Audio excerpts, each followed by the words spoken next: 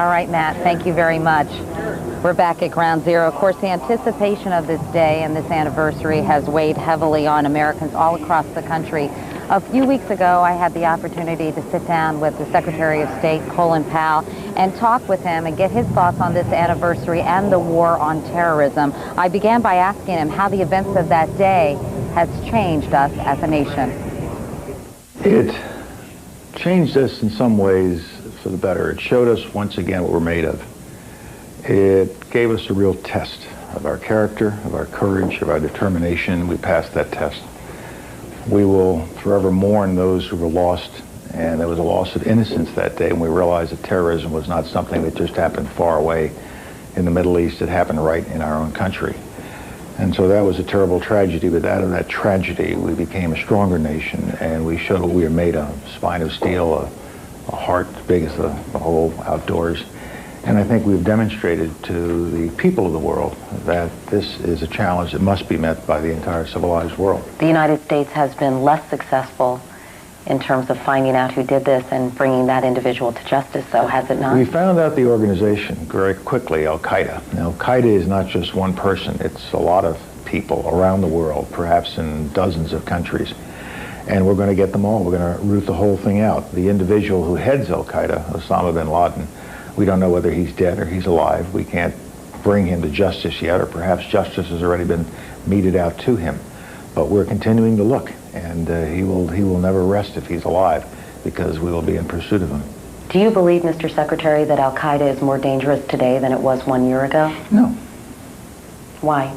Because we've destroyed their base in Afghanistan, because the Taliban regime, which was supporting them, is no longer there, and the Pakistani support of the Taliban regime, of course, is also gone. They have been picked up in various places around the world. In Singapore, we are doing more with respect to law enforcement, intelligence collection, intelligence sharing with our friends and allies, and I think that we have got them on the run. Are they still dangerous? Yes.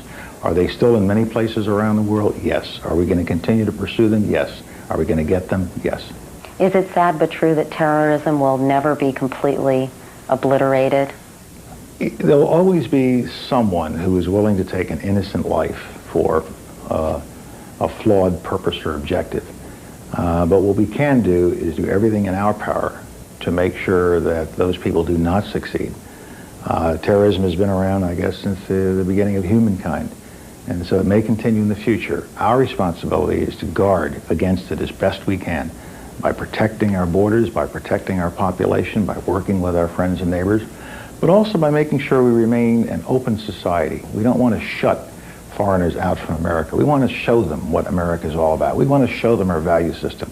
We want them to come to our schools. We want to have them come and visit our tourist attractions and go back with a better image of America, so they could say to people who might be radicalized or might be inclined toward terrorism, no, I've been there, and this is a country that treasures its people. This is a country that treasures its diversity.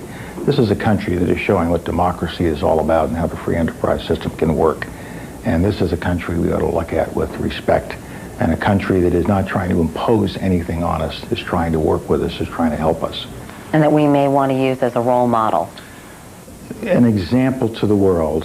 I don't like role model that suggests you have to look like us, but I think we're an example to the world of what you can do when you take people from every imaginable part of the world, every culture, every country, every religion, every race, bring them together, give them all a sense of hope, put them in an environment of democracy and the free enterprise system, and look what can be accomplished.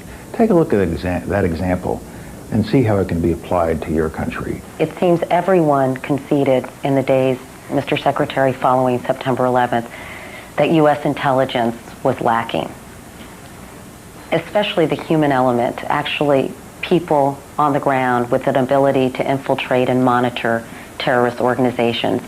Do you see improvement in that regard during the past year? There has been improvement, and we're always improving our intelligence and law enforcement capability. But to say we failed because we weren't able to get inside of this terrorist organization, I think is not the right characterization. Our intelligence people did a heck of a job last year. We knew something was going on. We had warnings in the course of the summer. We tried to chase those warnings, and we tried to track it down. We weren't successful. But I wouldn't say that it was because our intelligence system failed. There are people out there who were determined to make sure we didn't know what was going on. They hid it very well. And hopefully we are better able, now that we see how they did it, we're better able to discover patterns and find other means of breaking into these networks so that it won't happen again. But we have perhaps the best intelligence system in the world, and we're always trying to improve it. You say hopefully, but do you feel confident that that's the case? How can anybody feel absolutely confident? One doesn't know what the future holds, and one doesn't know who's really out there trying to do us harm. And so what we have to do is keep trying and trying and trying and improving, and hope that we're going to be successful. What do you think the most important lesson we can learn from September 11th? That the world is still a dangerous place. Even though the Cold War is over, there are people who will attack us if given the chance. There are people who don't understand the democratic system that we believe in, and that we have to be on guard. And we are on guard, but clearly we were given a new challenge that we were not quite expecting at the beginning of the 21st century, and it's a challenge we will certainly meet. Charles A. Zion. Secretary of State Colin Powell on the war against terrorism and the anniversary of September 11th.